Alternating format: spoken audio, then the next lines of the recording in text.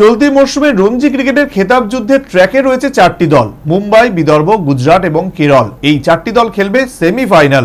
17ই ফেব্রুয়ারি শুরু হচ্ছে দুটো সেমিফাইনাল।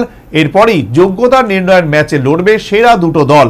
তার আগে 38 দলীয় আসরে বিভিন্ন পর্যায়ে এগিয়ে রয়েছে একাধিক দলের ক্রিকেটাররা। বিসিসিআই পরিচালিত জাতীয় ক্রিকেট আসরে সাড়া জাগানো আসর রঞ্জি ক্রিকেট।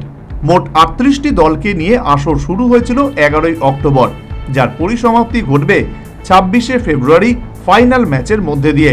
তার আগে 17ই ফেব্রুয়ারি শুরু হচ্ছে দুটো সেমিফাইনাল।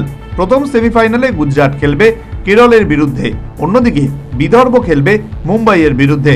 তবে এখনো পর্যন্ত যে 135টি ম্যাচ সম্পন্ন হয়েছে তাতে একাধিক ক্রিকেটার এগিয়ে রয়েছেন নিজেদের ব্যক্তিগত পরিসংখ্যানে।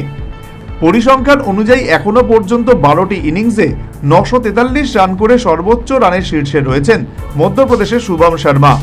934 রান করে দ্বিতীয় রয়েছেন হায়দ্রাবাদের তন্ময় আগরওয়াল এবং 744 রান করে তালিকার তৃতীয় স্থানে রয়েছেন ছত্তিশগড়ের আয়ুষ পান্ডে।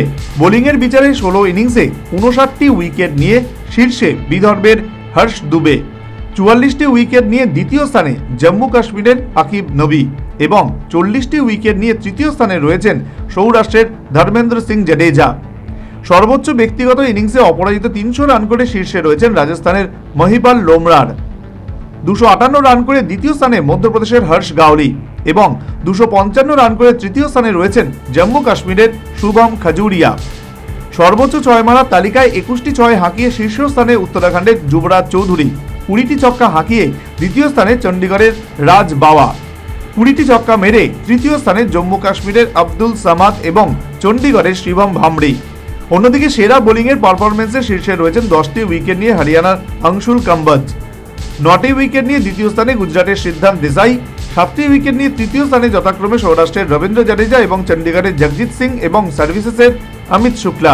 তাই আসরের দুটি সেমিফাইনাল এবং ফাইনাল ম্যাচের পরই জানা যাবে এই বিভাগগুলিতে ভারতীয় দলের কোন ক্রিকেটাররা নিজেদের পারফরমেন্সে শীর্ষস্থানে রয়েছেন। Bureau report, news vanguard.